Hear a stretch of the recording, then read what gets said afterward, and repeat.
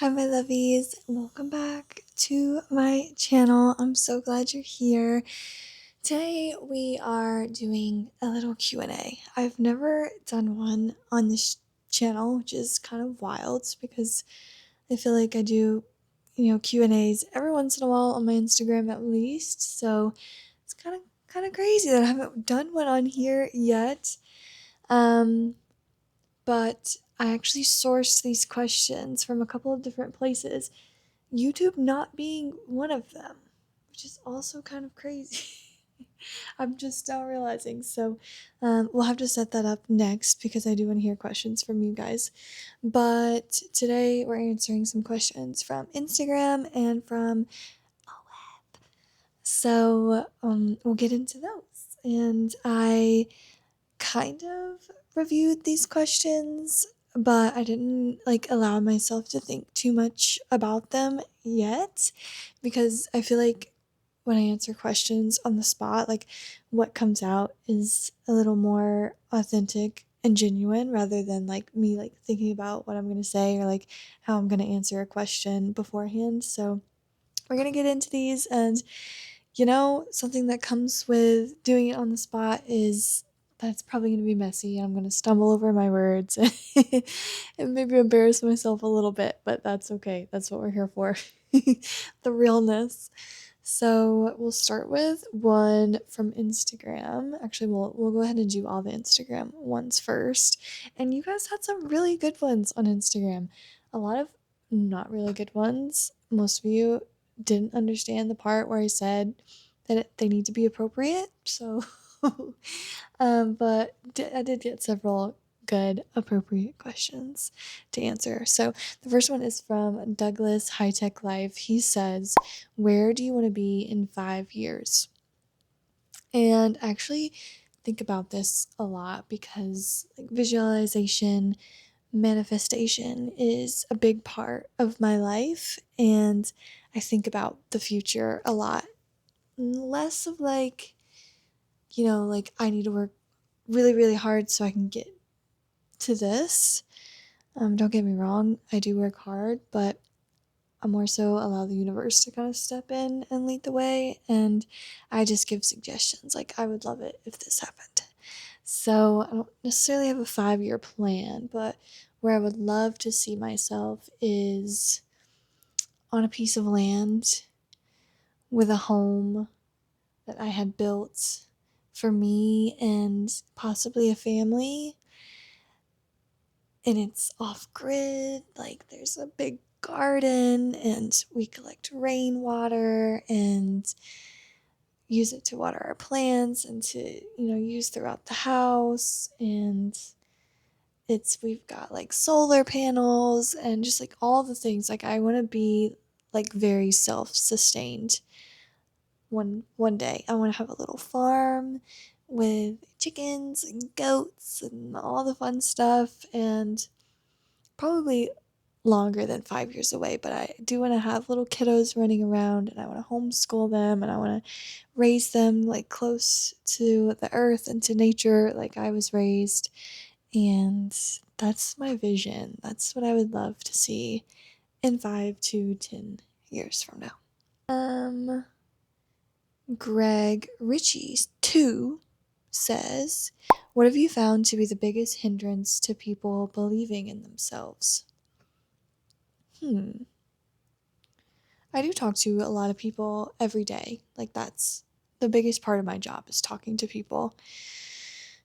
And it's hard to say. I don't think I could put a blanket statement over anything, but speaking from my experience, what my biggest hindrance was to believing in myself, and I think most people can relate, is childhood, is upbringing. I think the inner critic that we all have inside stems from the way that we were spoken to as children, or the way that we witnessed people being spoken to as children. If you grew up in a very negative, critiquing, pointing this out kind of environment, then it makes sense to me that we kind of internalize that voice of, picking things out about ourselves or even picking things out about others. And so I really think the biggest hindrance is getting past that inner voice and understanding that that inner critic doesn't isn't necessarily us, isn't necessarily something that we need to trust, because it's not always. Well, I take back what I was going to say. I feel like our inner voice is always trying to keep us safe, but it can also stand in the way of our growth, because for growth to happen, change is required. And one of the biggest things that our inner critic and our inner voice is afraid of is change, right? So, the inner critic, when change is coming, evolution is coming, growth, it's like, no, don't do that. You might mess up. You might be bad at that. You might look stupid. I mean, it's like protecting you from what it perceives as might be pain, embarrassment. But if we listen to it, we're not going to get anywhere, right? So I think that's the biggest hindrance. I just said a lot of words, and I hope that made sense, but these are my thoughts, my unedited thoughts. Okay. BLCK Blix and Taco asks, what helps you with your anxiety? I definitely say that yoga and meditation is what over the years has helped me a lot with my anxiety, as well as my daily journaling practice. And maybe even journaling more so than anything. But I feel anxiety is such a broad topic. Like, a lot of us experience it in different ways. For me, I get anxiety when my mind is so full of thoughts, and I feel like I have to hold on to them and keep them front of mind, otherwise I'll forget them. And so my brain is just always like recycling, telling me the same information, and it gives me anxiety. And so through my journaling practice, I can get all of that out. Every morning, fresh slate, write it all down. And because it's on paper, my mind is like, okay, we can let that information go, because we know if we need to, we can always go back and reference that, which I never actually do because it's not important, but my brain thinks that it is. So I definitely say journaling, and just over the years, definitely yoga and meditation for sure. Like, that's the biggest reason why I decided to become a yoga teacher, is because yoga changed my life, and yoga is meditation, so they're kind of vice versa. But yeah, those are my big three, and it's just so crucial, and everything self-care wise that I've learned and have done over the years as well has stemmed from those three things. So those are definitely my cornerstones, my pillars, and I would recommend them to everyone. Dane Schwartz says, what would you say gets you through the day and enjoy the little things? I think he is saying, like, and helps you enjoy the little things. What gets me through the day? What gets me through the day, coincidentally, is the little things. It's looking forward to little moments throughout my day, little touch points. Like, if I have a busy day, I sometimes will like plan little breaks and little treats throughout my day. Like, okay, I know if I get this done, then I can go lay in the sun for 30 minutes, or I can go make myself a matcha, or go out and get one.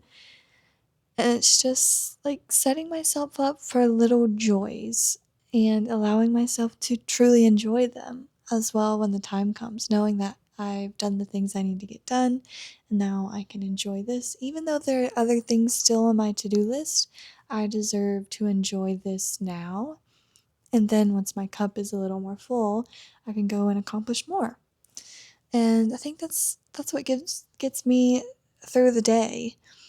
And I think it might be a little easier said than done in my experience because, I guess for you guys, because I have kind of built my life in such a way that's not mostly stressful to me. Like, I don't go and work a 9 to 5 job. I don't, work these long hours and come home and just have time for dinner and shower and go to bed and do it again. Um, and that's not to like discount that because it took a lot, a lot of work to get here. It wasn't just like easy for me. Like, I knew this is what I wanted ever since I turned 18 and started really working on my business. I've been an entrepreneur since I was 18. And I knew this is always what I wanted. So I've been working towards this for a very long time. But yeah, just kind of building my life in a way that I enjoy, first of all, is kind of the building block. And then setting up little, little things that make me happy throughout my day. It's what, yeah, makes life nice and not so stressful. JC Lefort 9. How does it make you feel when you help someone keep breathing because of your video? And I debated on sharing this question or talking about this question or not because I never want it to seem like I'm overselling what I do. I don't want to paint myself out to be like, oh, I'm this amazing person and like I save lives and like make people want to live. Like I don't know. I don't want to put myself on a pedestal, I guess is what I'm saying, but I do think it's nice to hear these messages that I do receive fairly regularly talking about how I help people find joy in the world again, or I remind them that life doesn't have to be so serious and, remember to have fun and remember to enjoy it. And I do teach a lot of, like breath work and meditation and mindfulness practices that help people come back to a life worth living. And I do think that is special. And it's kind of like a touchy subject because I do think that that's really amazing and it makes what I do very fulfilling. And it makes me very happy to be able to do what I do and share so many aspects of who I am as a human openly and it be impactful in a positive way. I think that's so fulfilling to me. Um, but at the same time, I don't want people to think like, oh, she thinks she's so amazing or some god or something. It's just tricky. Like it's, there's how I feel versus worrying what people think. And, I try not to care about that. But when it comes to things like that, like I feel like I do need to at least have some thought about, how people might perceive that. Does that make sense? So yeah, it's a sensitive topic, I think. Okay. Tadeo RC Tadeo. I'm probably pronouncing all these names all wrong, but should people go to university? Is that still important? I think about this a lot, especially because I have a younger sister that I do want to help put through college if she decides that's what she wants to do. I did go to college. I went to a community college I don't even think I finished 2 years there. Because I come from a not so, you know, kind of poor family. I wouldn't say like totally super duper dirt poor, but we didn't have money for me to go to college. So I was in community college while working full time.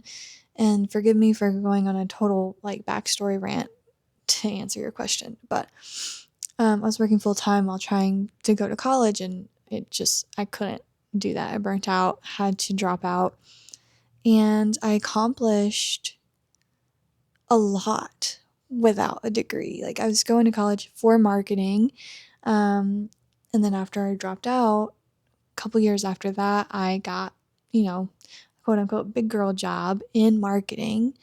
And so I felt like, like maybe I don't need this degree to do this job. And I always kind of had that go getter mentality. Like, I will just make things happen. Like, I don't know how it's going to work out, but it's going to. I'm going to make it work out. And so I did. And, I feel like I made a really good path for myself. I really invested a lot into my education, even though it wasn't through college. I read a lot of books on business, a lot of books on marketing. I had practice in sales and marketing because I joined an MLM, which is frowned upon by most people, but I gained so many skills, um, and just like learned so much about just the world of sales and what I liked and what I didn't like. All the, I didn't like the shady, slimy tactics, but I did like, like how to present something that someone might need in a way that, you know, can make a sale. I thought that was really cool. Like, especially learning how to do it in a way that's not pushy or like making somebody want something that, they didn't necessarily want. But like, I don't know. I learned a lot. And I think it's important to be educated.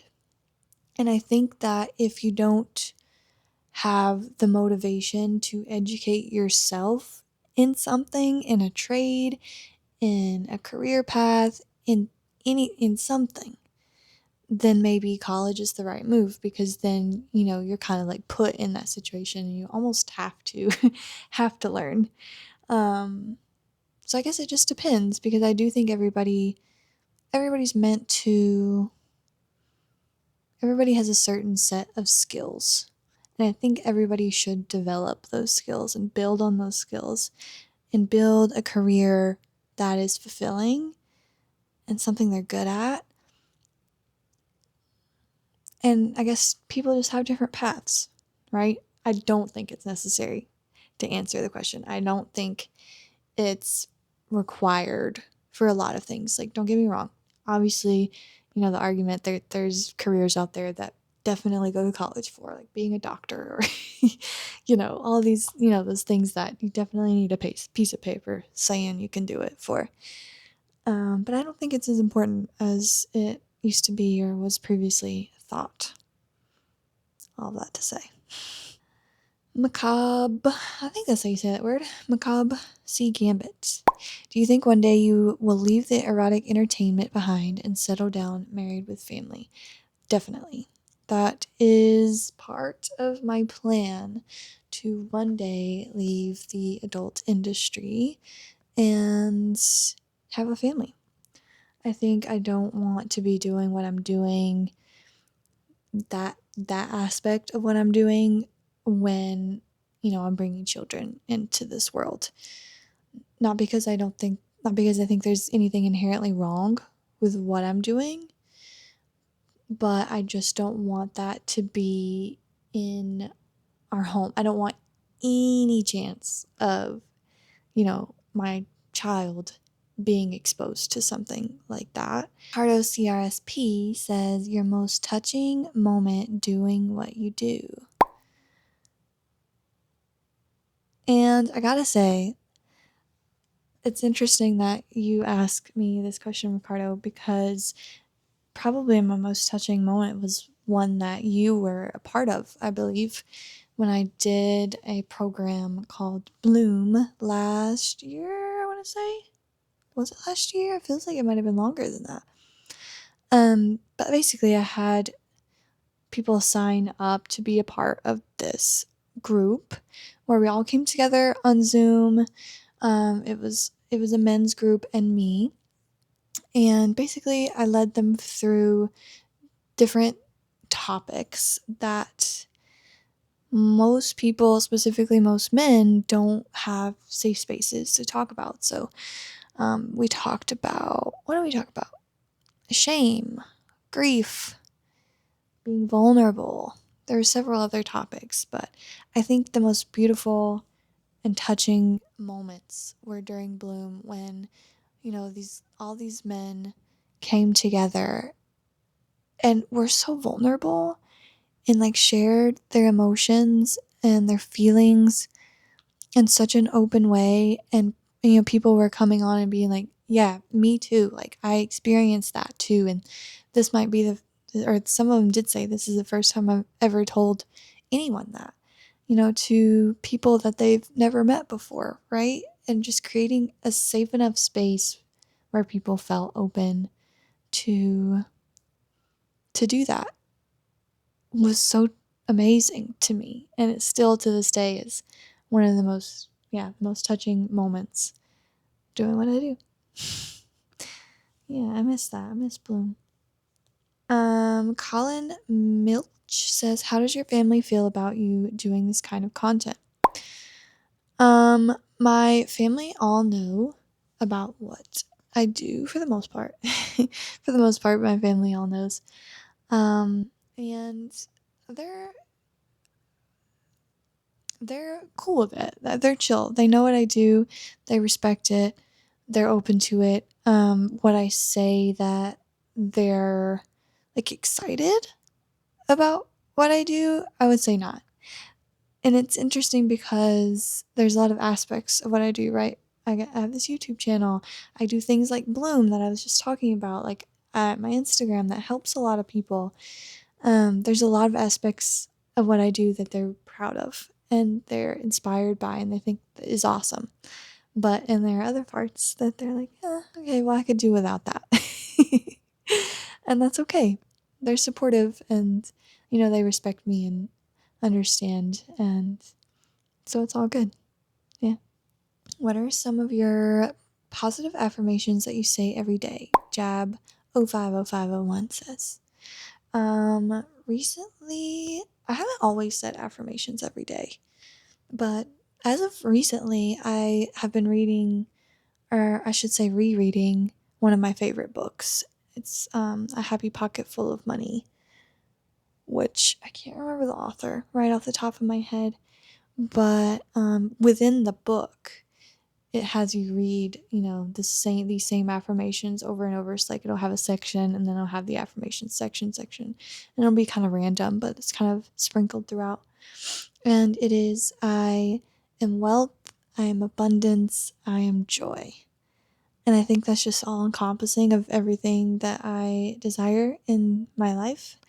So I say those a lot, not only reading the book, but just like in my day-to-day life. GSQRD, what is your all-time favorite genre to read? Definitely, I want to say personal development, but a very specific niche of personal development. It's like where spirituality meets personal development meets science.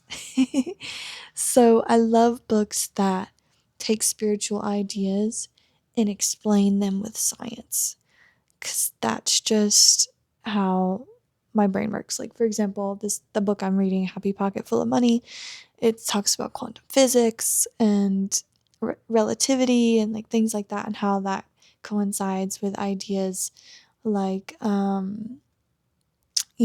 manifestation works, how time works on a scale of, like, how you hear the phrase time flies when you're having fun, or things like that, how that works. Other books I like is A Molecule of More, Chaos, talking about the butterfly effect. Trying to think of some others. I can't off the top of my head, but that's my favorite genre. I do love fantasy as well, though. Chris loves Dawn. How do you maintain such a positive outlook in an increasingly negative world? That's hard. I think,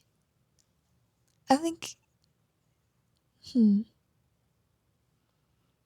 I think I, to some degree, stay in my bubble, right? I know that I can only control the things in my sphere.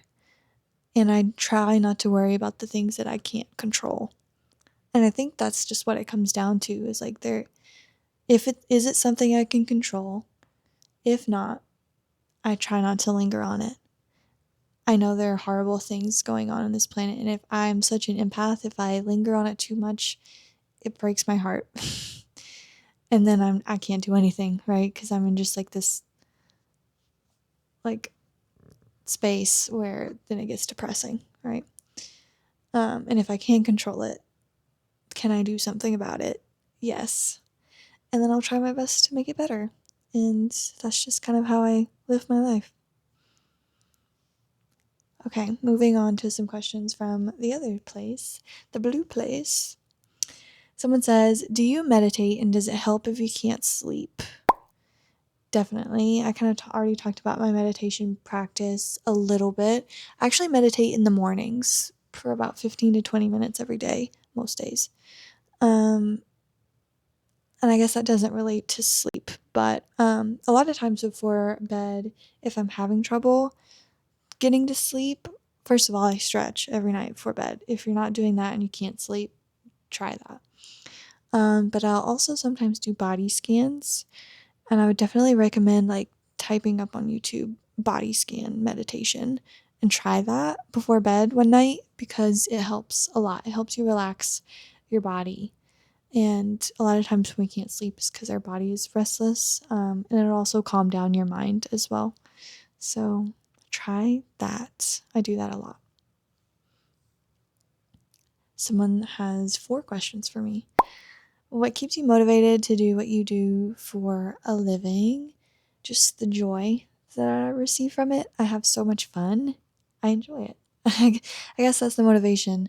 If you know my story, you know I didn't used to enjoy what I do for a living, and I changed it. I decided to do it differently. And now that I enjoy it, it keeps me motivated.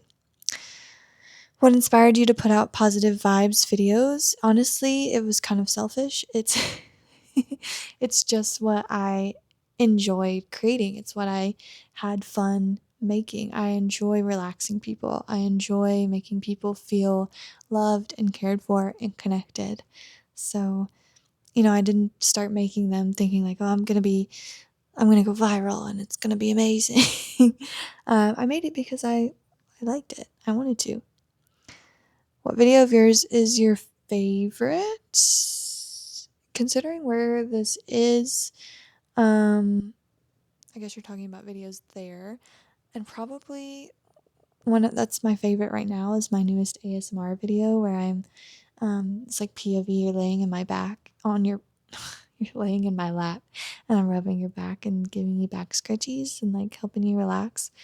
I like that one a lot. This is the first one I've ever done like that, and I had fun making it. So, what's your go-to pizza toppings?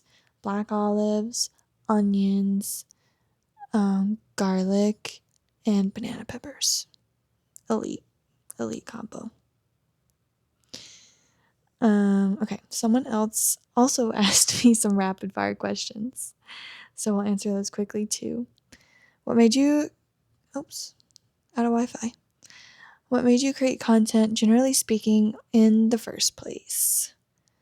So the first place once I started my blue site way back in like 2021, I want to say, I started doing it because I hated my job, and my friend at the time was making money doing it, and I was like, okay, yeah, I want to make money doing this too.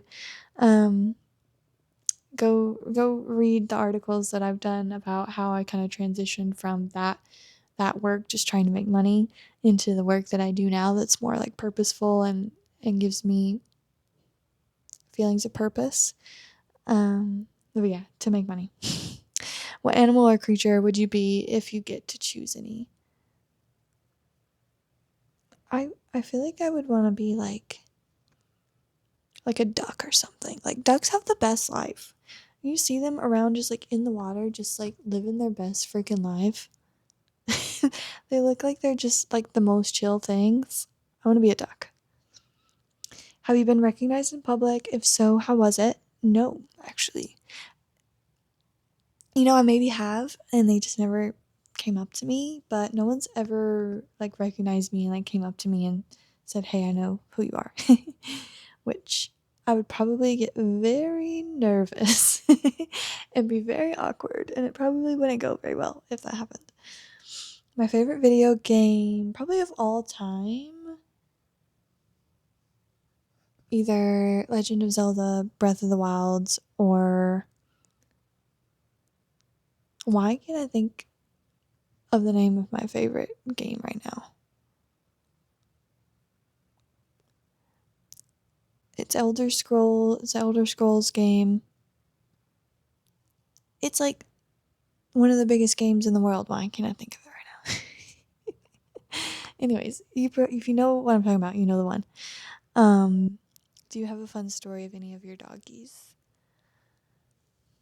Mm,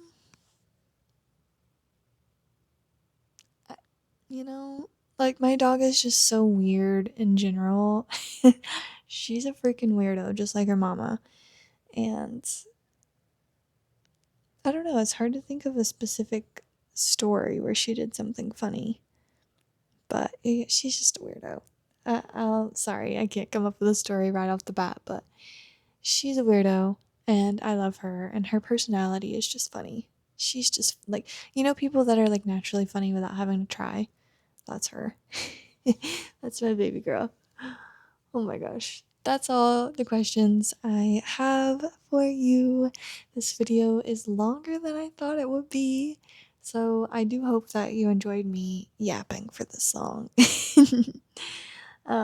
Thank you for asking me such interesting questions. It's really nice to just kind of like sit and talk to you guys and let you into my world a little bit more. I think that's really cool. Like I said, I do want to do this with questions from you guys on YouTube. So, with that being said, I would love for you to put some questions for me down in the comments. And when I go to make another one of these for YouTube questions, this is where I will grab them from. So, make sure if you have a question for me that I didn't answer, or maybe you just wanted more like a more in depth answer about something that I spoke about, let me know. And when I go to make that video, I'll come grab them from here in the comments. But thank you guys so much for listening and hanging out with me for a little bit. I appreciate every single one of you. I think it's so amazing that I get to do what I love and you guys enjoy it. I enjoy it. Hi guys. It's just a beautiful thing. So thank you for being here. So much love. I'll see you next time. Bye.